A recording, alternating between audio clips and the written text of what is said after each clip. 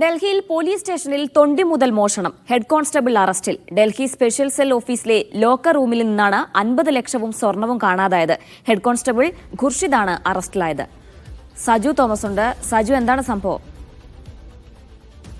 ഇതിനായി കഴിഞ്ഞ വെള്ളിയാഴ്ച ആയിരുന്നു ലോധി റോഡിലെ ഓഫീസിൽ നിന്നും തൊണ്ടി മുതൽ മോഷണം പോയത്. 51 ലക്ഷം രൂപയുടെ സ്വർണമാണ് മോഷണം പോയത്. എന്നാൽ ഇതുമായി ബന്ധപ്പെട്ടുള്ള അന്വേഷണം പുരോഗമിക്കുന്നതിനിടെയാണ് ഹെഡ് കോൺസ്റ്റബിളിനെ അറസ്റ്റ് ചെയ്തത്. ഖുർഷിദ് ആണ് ഇതുമായി ബന്ധപ്പെട്ടപ്പോൾ അറസ്റ്റിലായിരിക്കുന്നത്. ഭീകരവിരുദ്ധ അന്വേഷണവും പ്രവർത്തനവും നടത്താൻ ചുമതലപ്പെടുത്തിയ ഡൽഹി പോലീസിന്റെ പ്രത്യേക സംഘമാണ് സ്പെഷ്യൽ സെൽ. ഇവരുടെ ഓഫീസിൽ നിന്നാണ് ഇത്തരത്തിലുള്ള തൊണ്ടി മുതൽ മോഷണം പോയത്. ഇതുമായി ബന്ധപ്പെട്ട് കൂടുതൽ അന്വേഷണം കഴിഞ്ഞ ദിവസം തന്നെ ആരംഭിച്ചിരുന്നു. അതിന്റെ പശ്ചാത്തലത്തിലാണ് ഇപ്പോൾ ഹെഡ് കോൺസ്റ്റബിളിനെ അറസ്റ്റ് ചെയ്തിരിക്കുന്നത്. ഇയാൾ മുൻപും സമാനമായ ഇത്തരത്തിലുള്ള കേസുകളിൽ ഉണ്ടെന്നാണ് പ്രാഥമികമായി പോലീസിന് ലഭിച്ച വിവരം. അതിന്റെ അടിസ്ഥാനത്തിൽ അന്വേഷണം ആരംഭിച്ചു.